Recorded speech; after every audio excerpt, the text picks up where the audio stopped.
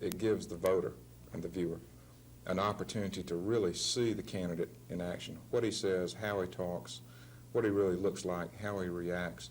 We cut wasteful state spending. Now it's the highest ever. Wendy Level knows the value of television advertising.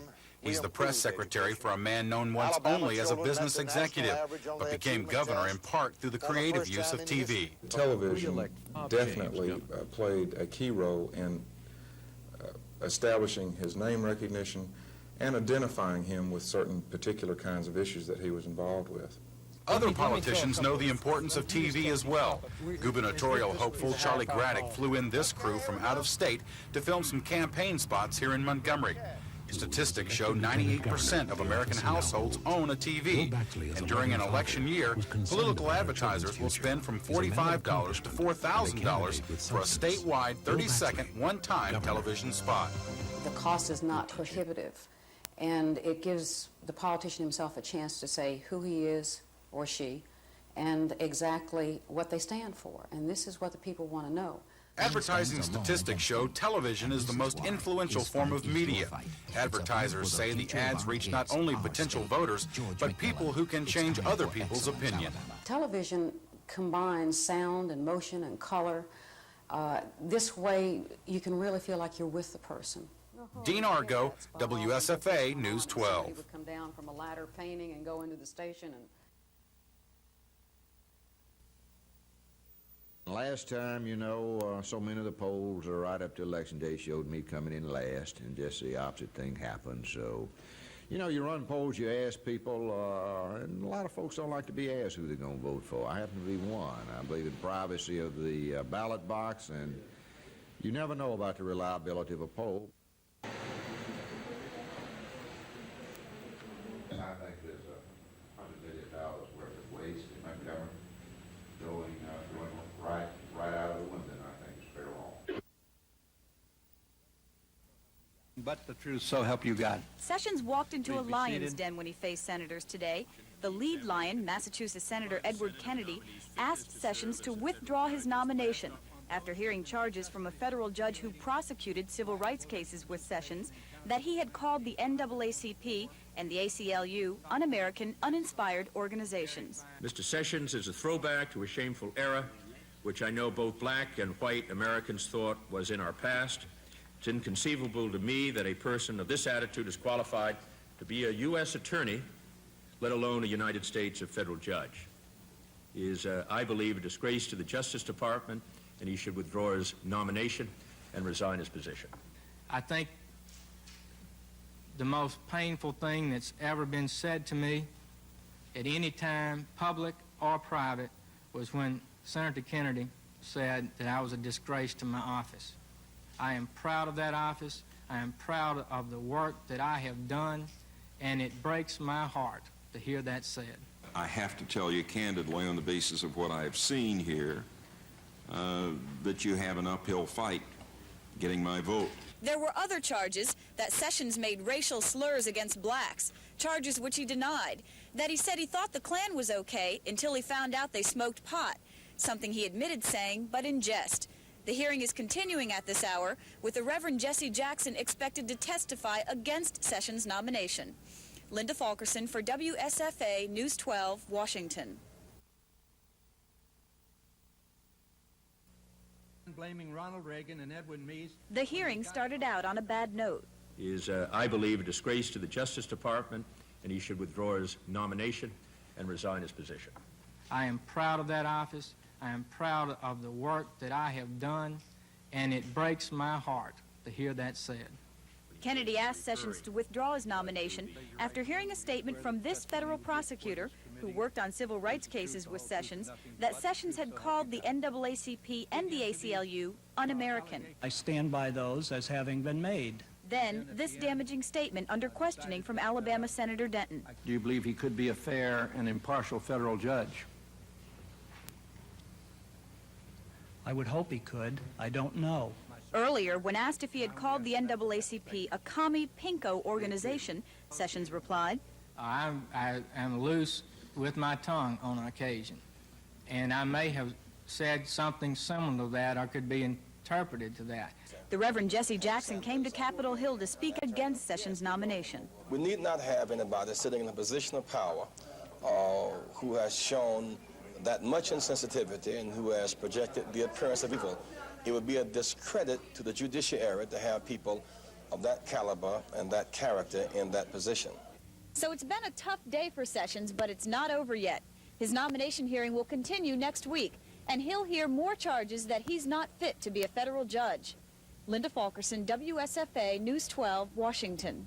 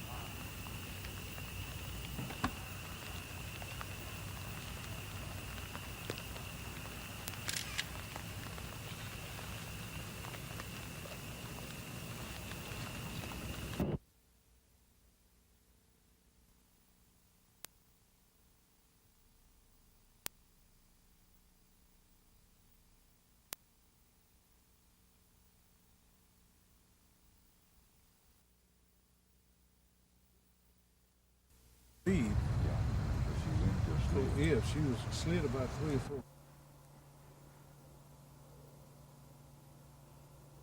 Well, that's kind of strange. The city was kind enough to send us some men down here with dogs, and they made a circle and couldn't pick up any tracks. So I think if somebody did kidnap her, that she was put in another automobile.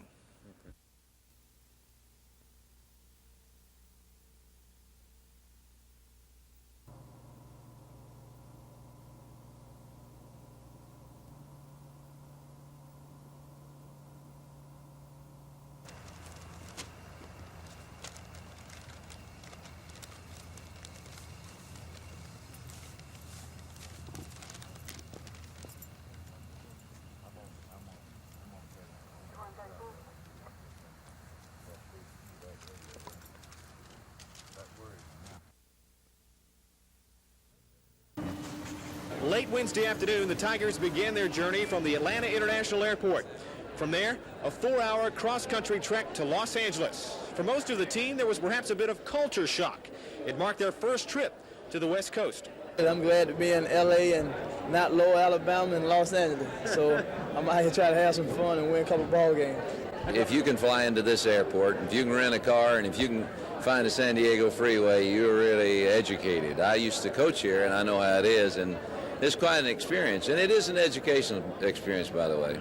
So their cross-country journey complete, their feet firmly on the ground here in California, the Auburn Tigers must now turn their attention to the matter at hand. That matter, of course, being Arizona Friday night.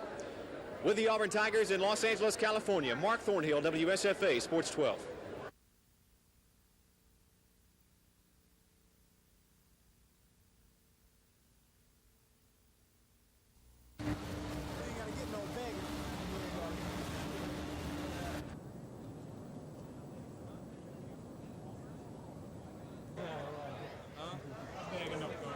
Well, I know it's my last game, and I came out here for business only, and I'm going to approach it like that. Some of the other younger guys, they have 2 or 3 years left, and I think they're going to have a little fun, but every game now could be my last college game, so I'm preparing myself to play every game like that. You know, we just have to get used to things when we go away from home, and that's kind of like an advantage to us because, you know, we're great at playing against, you know, teams away from home, and we like to play, you know, real intense on the road.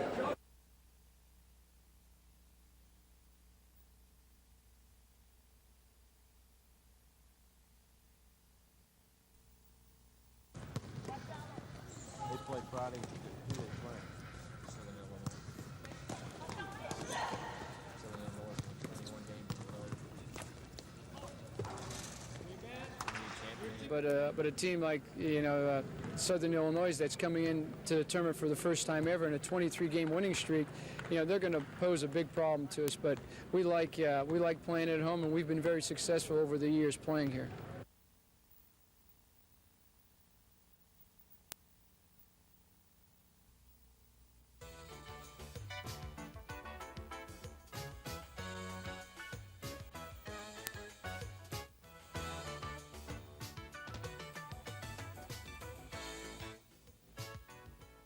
I tried to come in, add a little spark, shooting a couple of jumpers outside and, trying to get the intensity on defense up. So when the team's down, playing a lot slower, I come in and try to pick up the defensive intensity and get the team to going.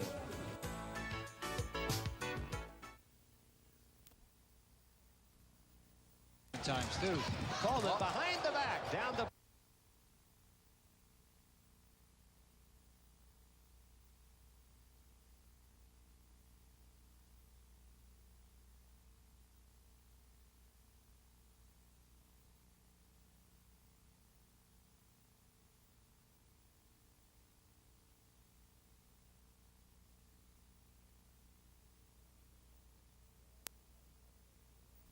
I don't think so. I think everybody knows that in the tournament, everybody's kind of for everybody, and it's going to be a tough game, whoever we play. So I think we're going to be ready and get out and give a good effort. All the teams are good, and it's like I have to play like every game's the last game, because if you lose, it is. And, have to put forth the greatest efforts possible when we go out and play every game.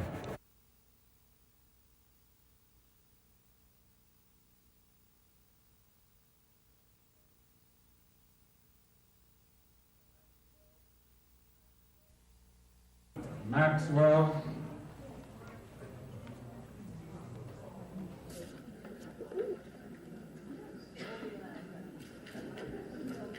Missouri v.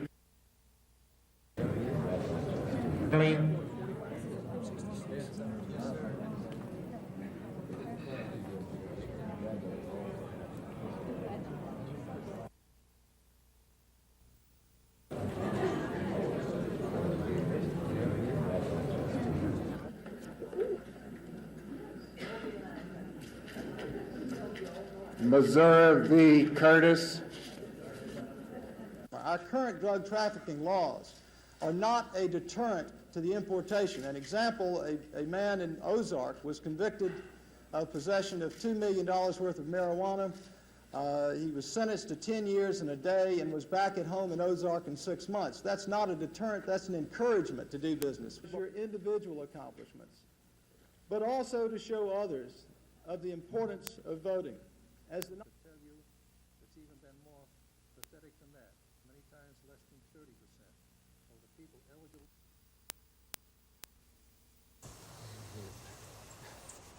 I need to move up and get these trees up in front of you.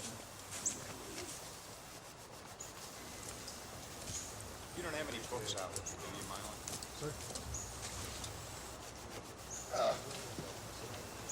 Which two?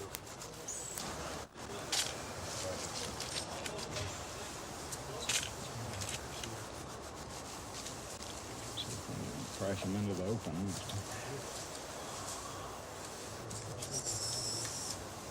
Whenever you're ready, Joe.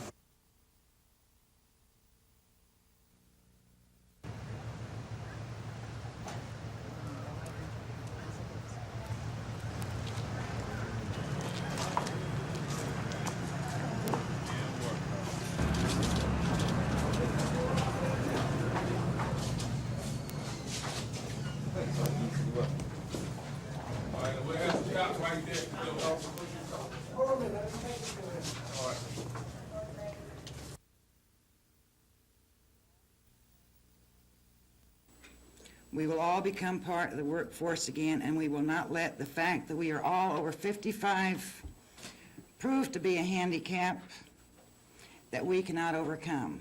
They call themselves misfits, semi-retired older workers who want full-time jobs. And after today, these people have a better chance. 14 older workers graduated today from the American Security Academy. After 9 weeks of classes, they can now re-enter the workforce as security guards. and the training didn't cost them a dime. 4 out of the 14 already have jobs. And since the program began in 1984, 75% of the graduates have found work in security-related fields. These graduates are optimistic, although they face competition from younger and many times less qualified workers who may get the job. I think they're more dependable than a younger person who really may not think about his job as the most important thing in his life, whereas an older worker, having been unemployed for a while, he wants this second chance. They have the training and the desire. Now all they need are the jobs. Carrie Gordon, WSFA News 12, Montgomery. Mr. Boyd. Mr. Boyd.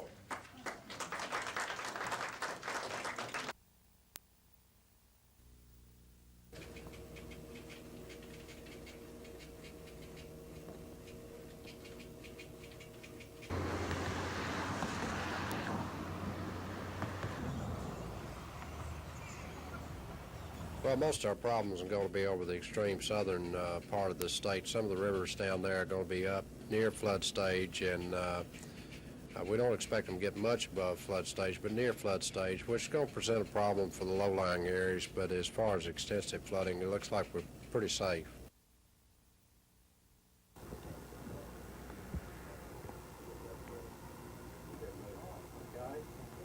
So if you've got any raindrops that's moving towards the beam or away from the beam,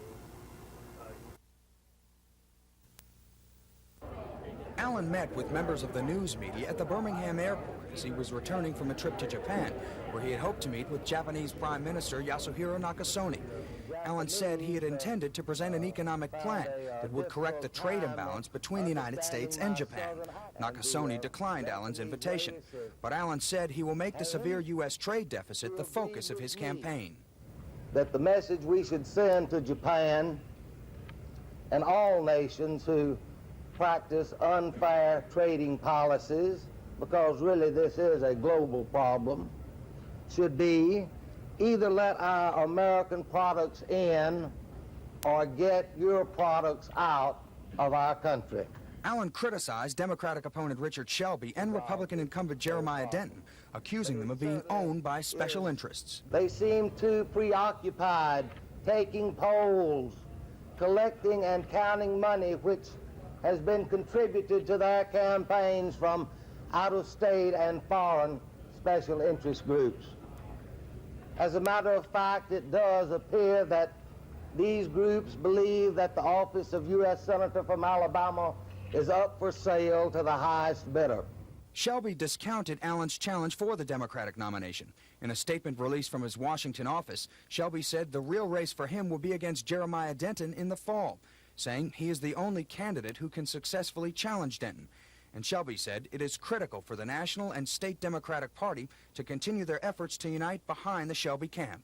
Most political observers give Allen little chance of upsetting Shelby in the Democratic primary, but there is disagreement over what effect his candidacy will have on Shelby's effort to unseat Jeremiah Denton in the fall.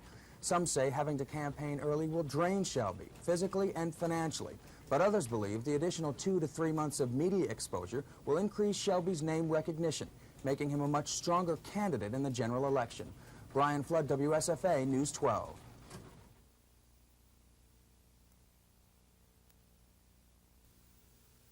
Let's just throw the ball up in a basketball game and jump. Mr. Ralph Gang. I've heard people say there's a crisis in Montgomery County. The number of civil damage suits filed in this county has not increased since 1980. It's almost impossible to get a verdict against a doctor or a hospital in Montgomery County under the existing law. We've only had 4 medical malpractice verdicts in Montgomery in the circuit court against a doctor or a hospital in the last 6 years. We're asking for some minor changes that will make it more, give better treatment, fair treatment to people who are the defendants, that is, the ones who've been sued in civil lawsuits, and give them some of the protection that they deserve and which they get in many other states across this nation.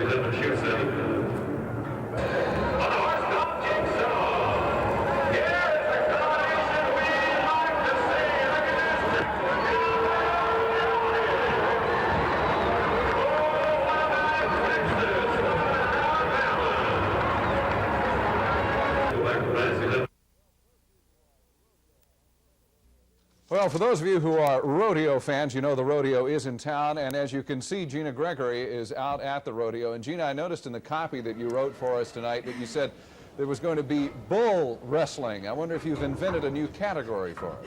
Well, I'm trying not to wrestle old number 11 right here, but he is getting kind of restless. As you can see, I'm sitting on Red Lightning, better known as number 11 out here to rodeo fans. He's the 1978 world champion bucking bull. Now, they tell me that he's pretty well broke now, and unless we open the gate, I'll probably be okay. That's why I've got some help here. This is Phil Gardenhire. He's the rodeo announcer. He's a former competitor, and he's a cowboy all the way around from what I've heard. But Phil does something a little different than other rodeo announcers do. Most of the time, they, sit up in the deck? Yeah, they kind of sit up on top, Gina. I announce horseback, and it brings kind of a new life to rodeo. The rodeo fans get a chance to meet a cowboy and hear what he has to say about a good ride or maybe a bad ride or just whatever happens. Well, isn't it dangerous for you to be down here in the arena with the bulls and all the horses? Well, you know, from time to time it gets a little tight out there, but here at the Garrett Coliseum, the arena is really large, and so it's a lot easier to get away from the bull or the horse. Well, I tell you, this fella down here wants to get out of the gate pretty bad. Well, what do rodeo fans see when they come to something like this, or what brings them in, really? You know, I guess rodeo, the background, the heritage of a cowboy, you know, the Old West, and everybody wants to be a rodeo cowboy, and everybody's got a pair of boots in their closet, something like that. Everyone has their heroes, and I guess it would be old cowboys like John Wayne and Walter Brennan and you know, things like that. And it's good family entertainment, number one. What's the most fun part of it? For me, the roar of the crowd, the excitement, and I know for all the cowboys, a good ride or anything like that. A little tight there, isn't it? He's got my foot in the gate. Whoa, Red Lightning, move over. Gina, we're going to have to wrap it up now. Okay. You're not going to take any money to get somebody to open the gate out there, are you? No, we'll be giving money for them to keep the gate closed tonight. Okay. Thanks a lot. Gina Gregory, live out at Garrett Coliseum with her friend, good old number 11. That is it. Gina will be back out of her cowgirl. As the Auburn Tigers go through their final pregame preparations, there is one prevailing thought. Of course, this tournament is no different from any other tournament. Each game might very well be their last. We can't look ahead, playing against St. John. We can't look ahead, we can't look over Arizona. And, we have to go out and practice hard every day. When you look at the records, that doesn't make any difference, because when the NCAA starts, it's really a new season. And another thought as we head into tonight's contest. A loss here would make for an extremely long ride home. Yes, it's very, very much so. We 4 hours get out here, it seemed like a couple days to get back if we lost. Yeah, it would be long, but we want to make it kind of shorter. We want to go from here to Houston, and then from Houston to Auburn. And following their 4-hour cross-country flight, a longer trip home is definitely something the Auburn Tigers do not want. With the team in Long Beach, California, Mark Thornhill, WSFA Sports 12.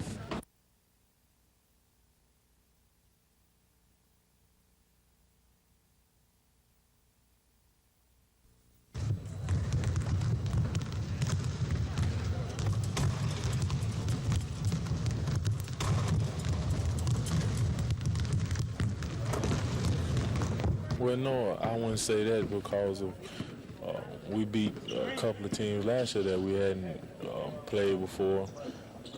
I think that they run no different stuff from us. Because we've watched some films and saw a tremendous amount of things that they've done, and Coach Smith has prepared us real well for this game, and I think we'll fare pretty good.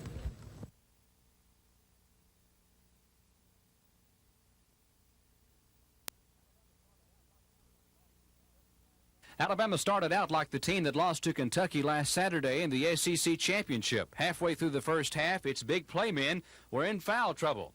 Tide senior Buck Johnson was whistled for his third personal at the 8-minute mark. Center Derek McKee had 2 fouls as well. Alabama still managed to stay ahead of the scrappy Xavier team thanks to the play of their smaller men. Jim Farmer gave the Tide a 5-point lead with 6 minutes left. James Jackson, hampered with a touch of the flu, came off the bench as Alabama led at the half 39-33. Xavier fought back and cut the Tide's lead to 4 early in the second half, but the Tide refused to give in. High Point man Jim Farmer pushed it to a 13-point advantage. With 7 minutes left, Farmer finished with 24 points.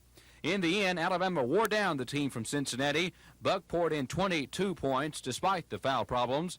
Alabama now waits for Illinois. They'll play Sunday morning at 11 o'clock.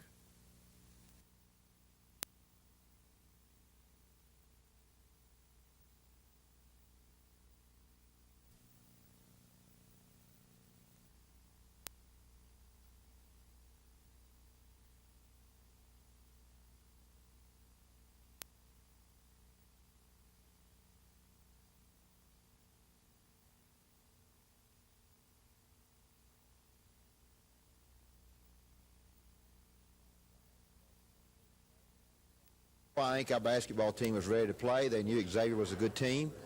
Anytime a basketball team can win 25 games in Division I basketball, you know, they've got to be reckoned with, and they're quick, and Pete's done a good job with his team, and we were fortunate to win. Certainly, the score does not indicate how close the game was. What about coming off a disappointing loss to the SEC tournament to Kentucky? Do you think that loss maybe fired y'all up a little bit? Well, I think, really fired us up. I think it just set us down.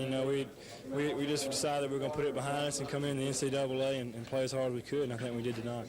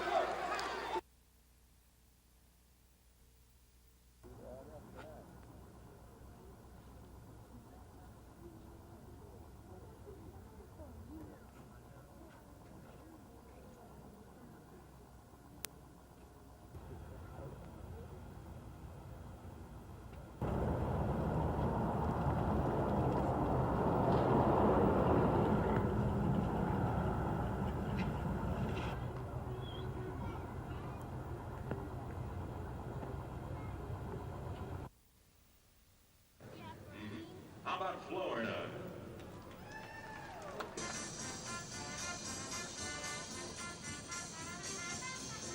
Well, as we may mention,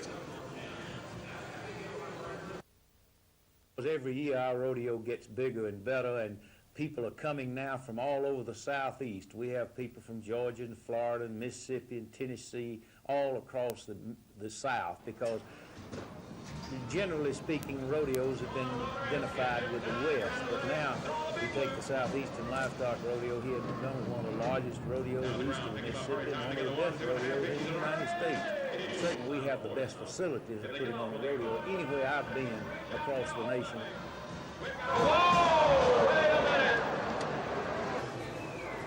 Scott Agcock, Rachel Scott Agcock from Channel 12. Can I help you, sir?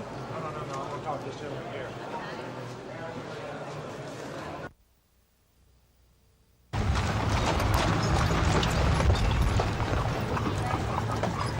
They call the wagon train a ride that will warm your heart and test your britches.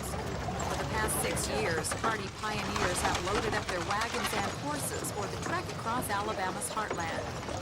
This year, the Alabama wagon train carried riders 165 miles from Boaz to Montgomery. The near mile-long train no doubt raised its share of eyebrows along the way. The 1986 wagon train has picked up more than 1,000 riders from 21 states this week, and organizers believe that's good for Alabama. We tell our Alabama story and the things that we're doing down here and how we're advancing. And I know that the state and federal government spends millions of dollars to go out and bring industry into our state. And last year on the 85 train, we had 4 people here on the train that went back to their homes, sold their property, and moved and built businesses here in Alabama. So we feel that the train does have some economic impact on the state.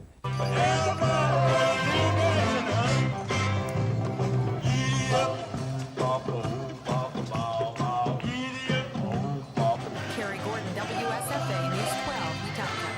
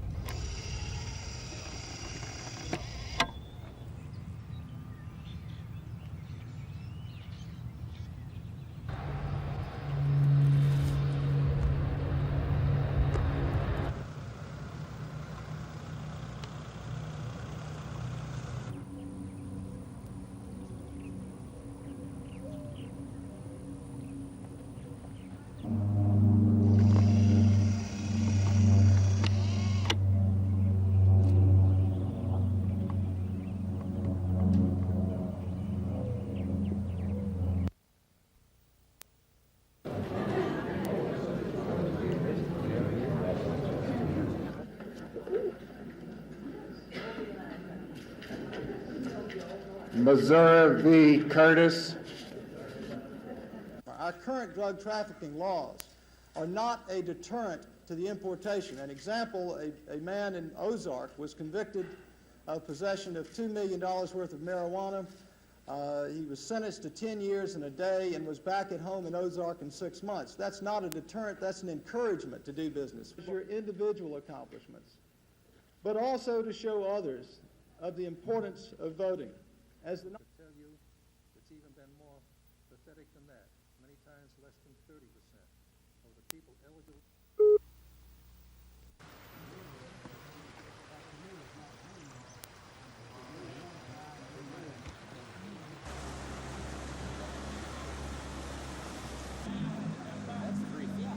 See that tonight. We hit a limb sideways, and it just force of the water just took us under. How powerful is the river right now? Oh, it's bad. You ever seen it this bad? Yeah. It's worse, but Yeah, it's it has been bad. worse? Yeah, it's bad. If that river goes down, if there's any way, we'll get it out for you, and I'll take it to the butcher pen and give it to Jack Jones up there.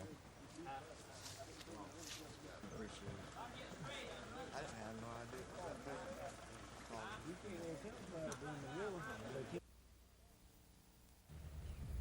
Under the 5-district plan, I feel like will assure a black commissioner on the board of the governing body of Houston County. The 4-district shows a 69 black or 31 white population, but the voting percentage is about 54%, and I don't believe it'll be enough black people to elect a black commissioner in a district like that. Pat Raley says the 5-district plan for electing Houston County commissioners may turn out to be an alternative to the 4-district plan supported by the rest of the commission. He says the 5-district plan could come out of committee next week for consideration by the legislature, the governor, and the Justice Department. The process is slow. I feel like since the 5-district plan will be in the legislature starting next week, that hopefully we'll have a plan ready and would make it quicker if the 4-district is turned down. Raley himself hasn't decided about running for re-election to the commission, no matter how many districts are established. But since it is a slow process, he believes the election, now scheduled for June, could be postponed to accommodate the wheels of justice. Andrew Findlay, WSFA News 12, Dothan. Is Charles going to run again? I think we need a mechanism, one to, like I said, to abolish the scintilla rule of evidence, and we need other mechanisms to start stopping these lawsuits. We seem to become a suing, litigious society, and it's time that we stand strong and try to resolve this. And I'm very optimistic about this. We have a law in the books right now today that if Jerry Beasley files a frivolous lawsuit, and he knows it's a frivolous lawsuit, we have what's called abusive process and malicious prosecution, and they can sue the person who brings that lawsuit. That's the law today in Alabama. Frivolous lawsuits are thrown out by judges, and we have a procedure called motion for some medical malpractice case. Project premium.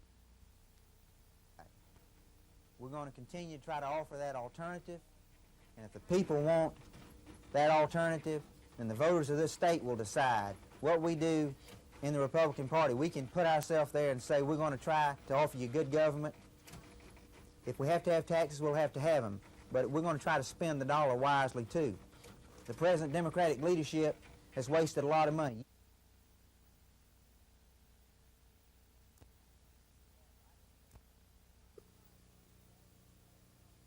The Tide turned its waltz in the Charlotte Coliseum into a shuffle.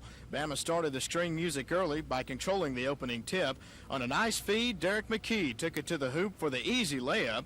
Bug Johnson, the Tide standout, was quiet with only 4 points in the first half. The real hand was on forward Jim Farmer with 15 first-half points, driving the ball inside and hitting from the perimeter. Farmer could not miss. He was the Tide's leading scorer for the game with 24 points. However, the Tide did have some foul problems, 8 in the first half. 3 of those were on Derek McKee. Nevertheless, the Tide took a 39-33 halftime lead. Xavier played it cool and smart coming out in the second half. With power moves of number 55 Eddie Johnson, the Musketeers narrowed the Tide lead to 4 with 11:46 remaining. But the difference was Buck Johnson. The Tide senior came alive despite early foul trouble, and with under 3 minutes to go, the Tide broke it wide open, enjoying it all the way with a 97-80 win. I felt pretty good out there. I hit my first couple of shots, and I felt confident, so I kept shooting the ball, and I was fortunate for it to go in. It was a great win for us. It's one step closer to the final game, and we played well. We didn't play good as I think we could have in the first half, but the second half we came out and picked up the intensity and took them on out. Looking at it as if we lose, we had to leave, and everybody came out and played hard, and that's the way we had to play to be successful. Well, I am very proud of them. I think the basketball team responded very well in the first half when we had some adversity with foul problems, and we had our 2 best inside players with 3 fouls. Alabama closed the first half shooting better than 50% from the field. In the second half, they shot over 80%. Coach Wim Sanderson and the players agree they'll have to at least do that well if they want to stay in the game with Illinois on Sunday. Scott Adcock, WSFA Sports 12, Charlotte, North Carolina.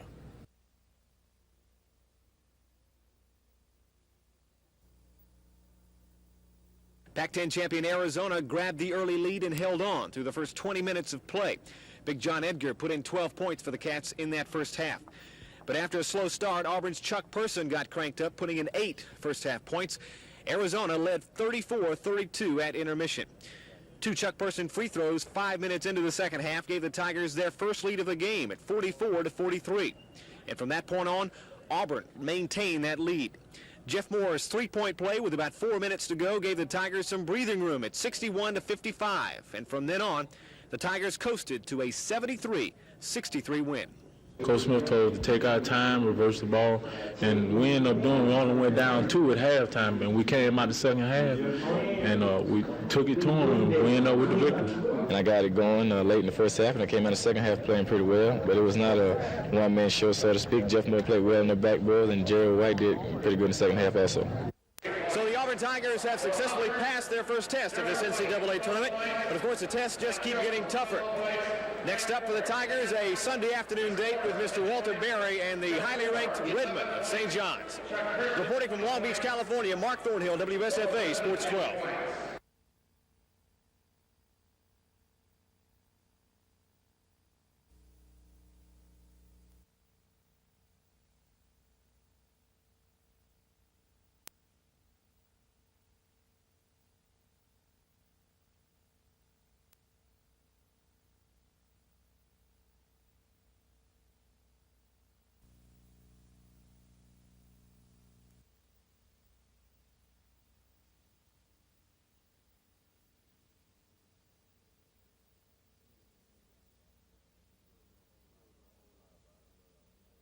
We don't know a whole lot about them, but we know that they're a good team and have a lot of great athletes, and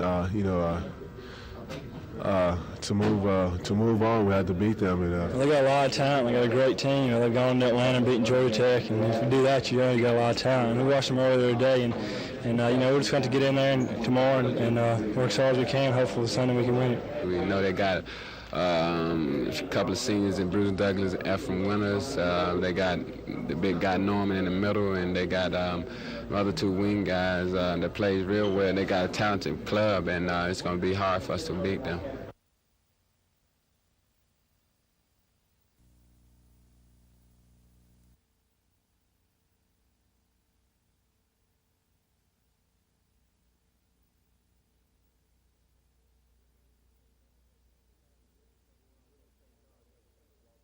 When you look at St. John's, you have to think of Walter Berry, Mark Jackson. They have a great team. They have great chemistry. I think that if we want to win the game, we have to keep Walter Berry off the boards, keep Mark Jackson from penetrating, and keep Willie Glass out the break. I think if we do all three of those things, we can come out with the victory. They got really good shooters, you know, besides point guard and the wing guard. And I think we, you know, got confidence that we can beat them because, you know, because of Walter Berry aspects, you know, because they call him the truth. But we're going to see what he can do against us besides, you know, doing against any other team.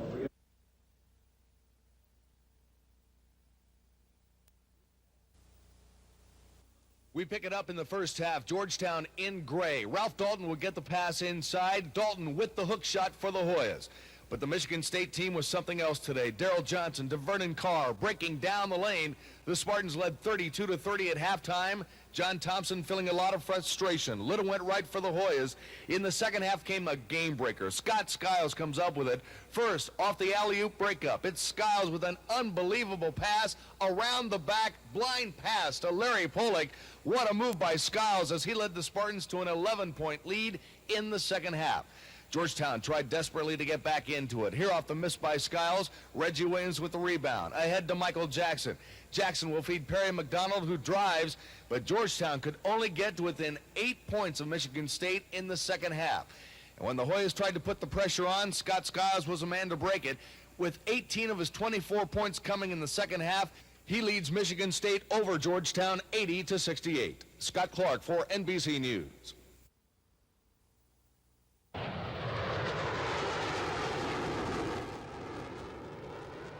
"18 air crew members deploying with 8 F-4 aircrafts departed Danley Field around 2:30 on their way to Tyndall Air Force Base in Panama City, Florida. Flying officers with the 187th Tactical Fighter Group will get their first chance to fire live air-to-air missiles during a 2-week program ending March 28th. It's called Weapons Systems Evaluation Program. The Air Force maintains AIM-9 and AIM-7 missiles. These missiles have a shelf life, and after they've been in storage for a number of years, they're going to either have to be discarded or fired. And it's an opportunity for us to go fire some of these missiles that would ordinarily be discarded and get the opportunity to fire live missiles at drone-type targets. Colonel Foster says the exercise will be held in warning areas 50 to 100 miles in the Gulf of Mexico off the Florida coast. 12 flights per day have been scheduled with 4 missile missions over the 2-week period. This program's been going on for a number of years, and all the active Air Force units participate in it, as well as all the Guard units. As that's one reason that we only get to go about once every 3 or 4 years, because there are so many units trying to do the same sort of training. Scott Edcock, WSFA News 12, Danley Field.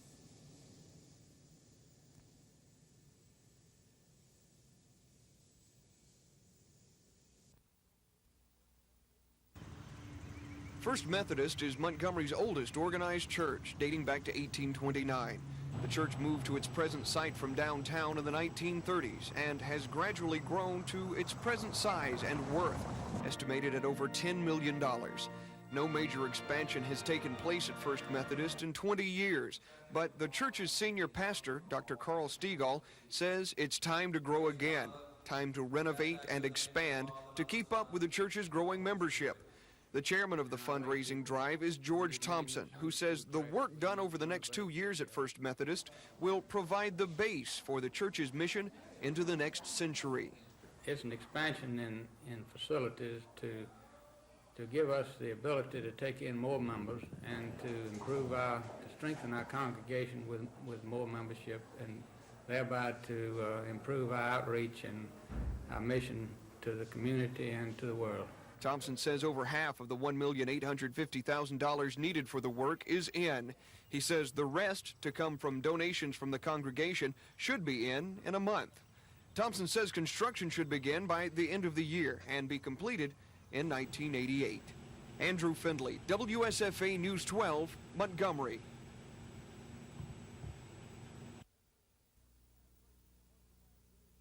Chuck Person's quote from last Thursday bears repeating tonight. He said the Tigers would be all business from here on out in the NCAA tournament. And today against Western top seed St. John's, Auburn proved they were not messing around.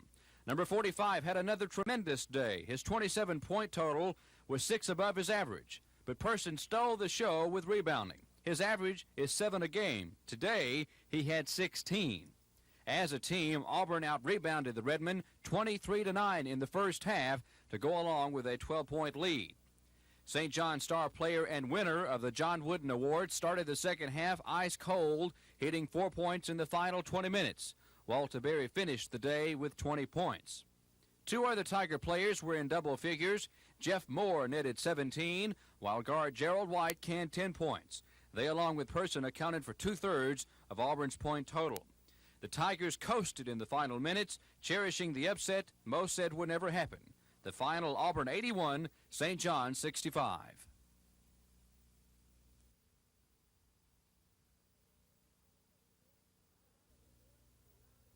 Alabama is going to the round of 16 for the 3rd time in 5 years. They lost a 9-point lead and then turned it over to Terry Connor, and he was able to win a thriller here today in Charlotte. It appeared that Connor's last-second winning shot would not be necessary. Alabama, shooting very well in the first half, while Illinois was not, built a 9-point lead at halftime. Buck Johnson had 10 points during that period to lead the way. But Mark Gottfried was just as effective, hitting 4 of 5 from the outside to give Buck some operating room. The second half, though, belonged to Illinois until those final 2 seconds. They outscored Alabama 20-10 in the first 10 minutes of the second half to take the lead. Then with a 1:10 left, Connor drove the lane to tie the game at 56 all. At the other end, Buck Johnson, who was held to just 2 second-half points, made the defensive play of the game, blocking a Ken Norman jump shot. Alabama then played for the final shot.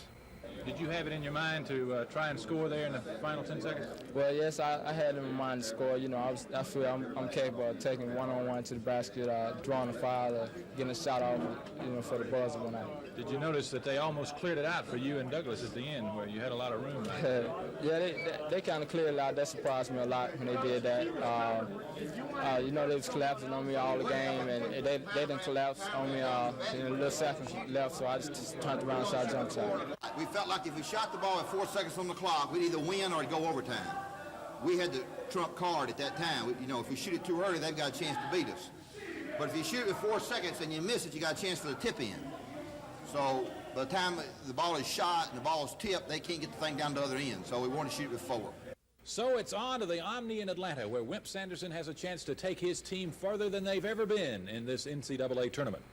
This is Phil Snow with Bill Sham, WSFA Sports 12 in Charlotte.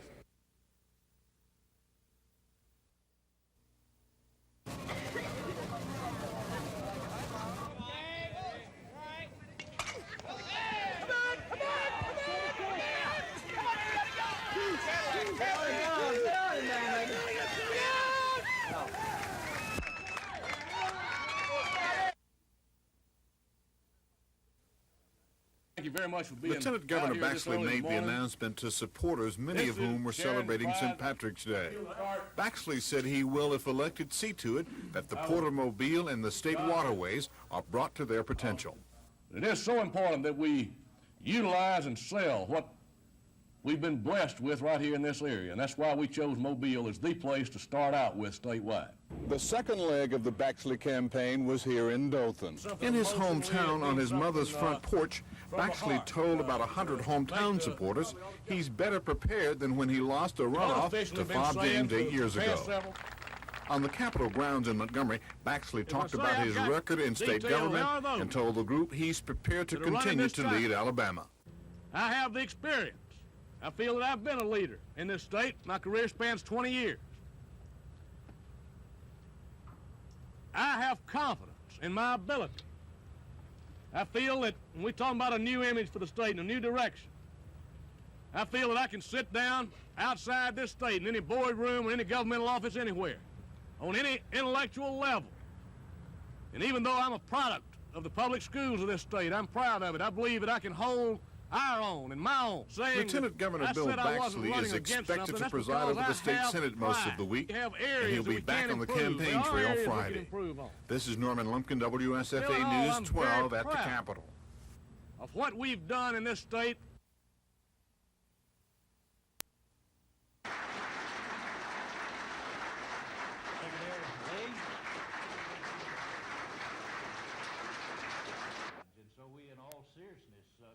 Ling is a native of California, born in San Francisco.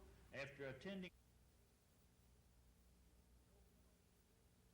I don't want to predict that we will, in the next 2 or 3 months, see a big surge in exports.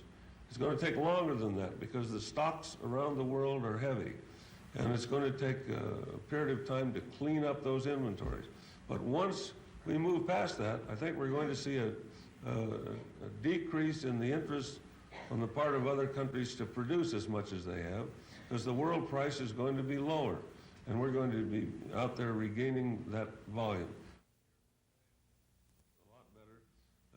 2 years from today, they'll definitely be better, and I think we have reason to be optimistic about it. State Department of Agriculture in Sacramento from 1967 to 1960.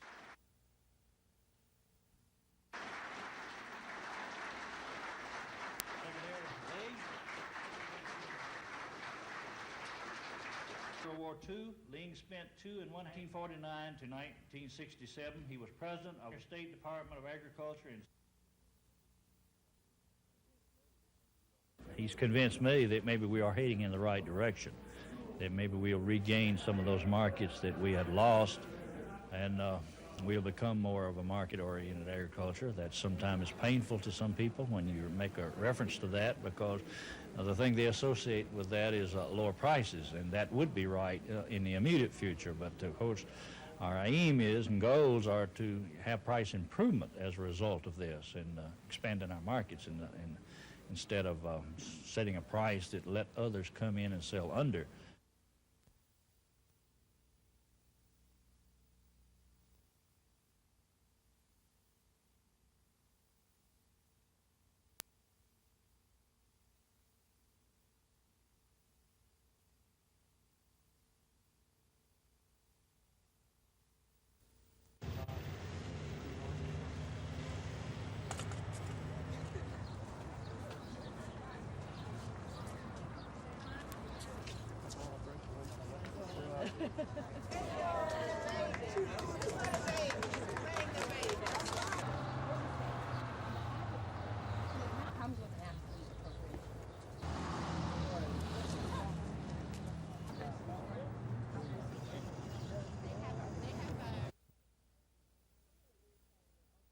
Clearly, we're saying that over the long run, it's going to be more costly for these services to be eliminated than for the state now to find the funds for them to continue. It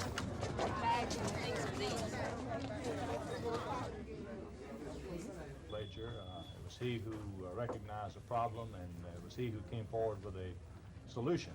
In fact, in 1984, he came forward with a permanent solution in the way of 2 constitutional amendments, which he asked the legislature to put before.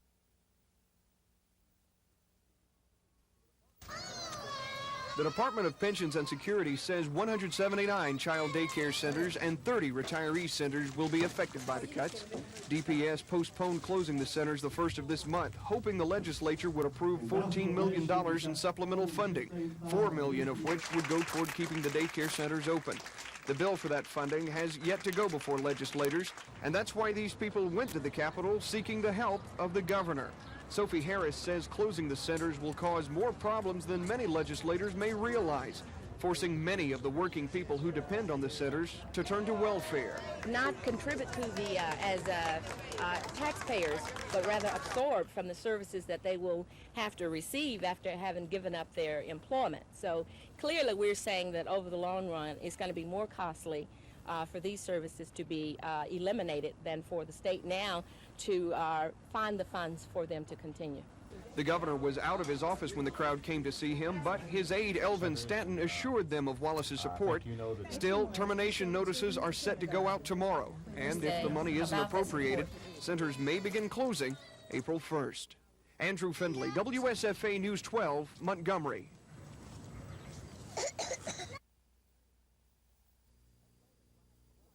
As late as last Friday, supporters and opponents of the legislation were in agreement, both expecting the Ways and Means Committee to approve the 7-bill package. But by an 8-7 vote, the committee delayed any action on the measure today. If adopted into law, the Malpractice Liability Act would alter Alabama's civil law, capping the amounts juries can award victims of medical malpractice and requiring substantial evidence of neglect in order to file a suit. It would also limit the fees attorneys could receive if successful in a case. The state's medical community says the bill would help lower malpractice insurance, resulting in lower health care costs and a reversal in a trend of doctors leaving high-risk medical specialties. Representative Pete Turnham, a member of the House committee who favors the bill, agrees with the medical interests. The public has got a hue and demand now for us to do something about the high cost of medical insurance and medical costs in general. These bills will help to bring these costs down. Opponents disagree, saying adoption of the measure would destroy the present jury system and, in their words, shut the courthouse doors, making it impossible to win a malpractice suit. The disagreement and controversy is now in the hands of politicians. Any attempted compromise between the lawyers and doctors has failed, but one legislator says compromise is necessary. I think that they should try to get together prior to bringing the bill up again to work out some form of compromise, because the way the bill is presently written, I don't think it has a chance of passing the state legislature. The Ways and Means Committee is expected to consider the package of bills again on Wednesday. Brian Flood, WSFA News 12 at the Alabama State House.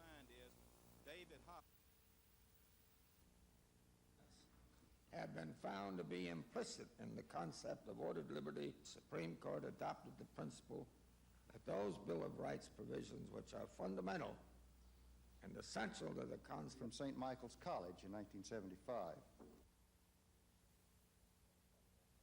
But for better or worse, it indelibly marked the court and the law. It represents Justice Black's unique contribution, for while other justices have shared his views on issues, none have produced such a comprehensive and individual philosophy.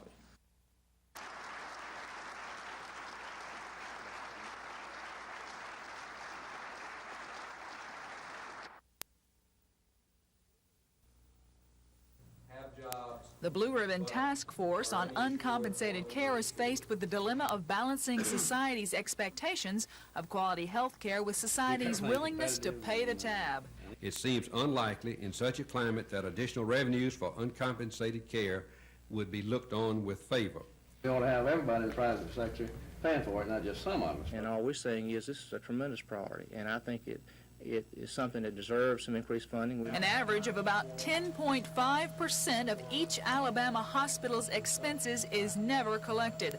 Although about 84% of employed Americans have insurance through their workplaces, roughly 44% of the uninsured population is employed. In many instances, if the working Joe is at a minimum wage, he's part of the situation too, where maybe he can't receive health care because of the fact that either his employer doesn't provide it or he can't afford it himself. Hospital officials and doctors say they alone shouldn't foot the bill for millions of dollars in unpaid medical bills. They want politicians to devise a comprehensive health care plan which will use taxpayers' dollars to underwrite hospital losses for patients who can't afford to pay. A proposal which will involve difficult choices for politicians and taxpayers. Lisa Walsh, WSFA News 12.